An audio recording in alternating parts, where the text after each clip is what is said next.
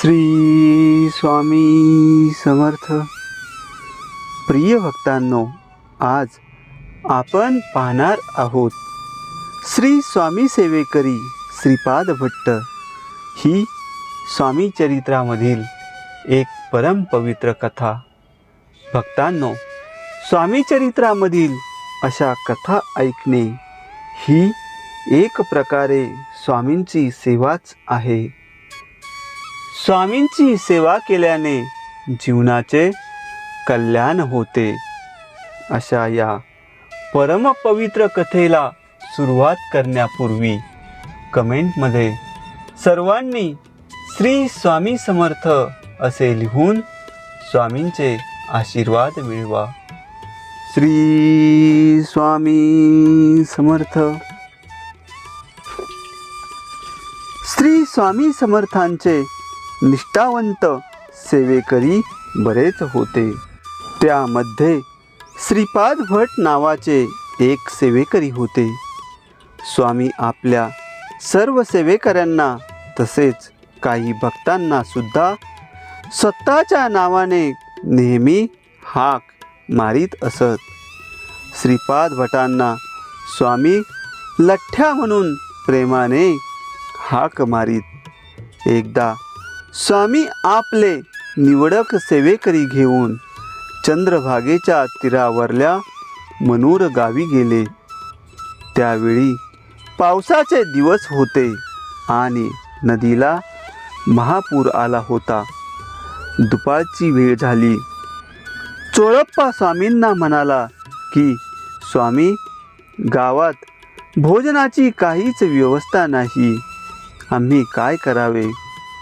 तेव्हा स्वामी म्हणाले, चोळप्पा, नदीच्या पलीकडे आपल्याला जायचे होते. तेथे भोजनाची व्यवस्था केली होती, परंतु नदीला पूर आला आहे. नौकेने जायचे ठरविले तर सर्व नौका पलीकडील तीरावर आहेत. तेव्हा पलीकडे जाऊन कोण नौका आणेल?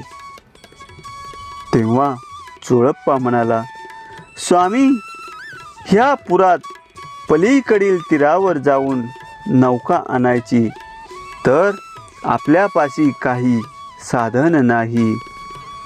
या महापुरात उडी कोण टाकणार? स्वामी म्हणाले, अरे, हा आमचा प्रिय लठ्ठ्या आहे ना. स्वामींनी लठ्ठ्याला हाक मारली आणि पुरात उडी टाकण्यास सांगितले. श्रीपाद भटाने धोत्राचा काचा मारून पुरात बेधडक उडी मारली. स्वामी त्याच्याकडे प्रेमाने पाहत होते. श्रीपाद भट वेगाने पलीकडे किनाऱ्यावर पोहत जात होता. श्रीपाद भट पोहत असताना चोळप्पा मात्र अस्वस्थ होऊन स्वामींना विनंती करीत होता, स्वामी, त्याचे रक्षण करा. तेव्हा स्वामी म्हणाले, अरे चोळ्या, लठ्ठ्या बुडेल कसा? लवकरच तो नौका घेऊन येईल. इकडे श्रीपाद भट मनात घाबरला होता, पण स्वामींचे सारखे नामस्मरण करीत होता. तेवढ्यात एका मगरीने त्याचा उजवा पाय धरला. तेव्हा लठ्ठ्याने डोळ्यापुढे स्वामींची छबी आणून त्यांचे नामस्मरण जोरात करू लागला. त्याच वेळी स्वामींनी तेथील किनाऱ्यावर पाण्यात आपला उजवा पाय जोराने हलवला आणि तिकडे मगरीने श्रीपाद भटाचा पाय तात्काळ सोडला. काही क्षणात तो किनाऱ्यावर पोचला व नावाड्याला सांगून नौका घेऊन स्वामींपाशी परत आला. तो खूप दमलेला होता. स्वामींनी त्याच्या पाठीवरून प्रेमाने हात फिरवला. श्रीपाद भट एकदम प्रसन्न झाले. स्वामी सेवेकऱ्यांसह नौकेत बसले. श्रीपाद भटाने वल्ली हातात घेतली. नदीच्या मध्यावर आल्यावर ती मगर परत वर आली आणि तिने शेपटी हलवत स्वामींना अभिवादन केले. स्वामींनी हात उंचावत तिला नौकेतून आशीर्वाद दिला व म्हणाले, काही क्षणात तू मुक्त होशील. ती मगर नौकेच्या मागोमाग किनाऱ्यावर आली आणि स्वामींच्या पुढेच तिने प्राण सोडला. स्वामींनी तिला तशीच पाण्यात सोडून दिली. श्रीपाद भटाला आश्चर्यच वाटले व कृतकृत्य झाल्याचे समाधान त्याच्या चेहऱ्यावर आले.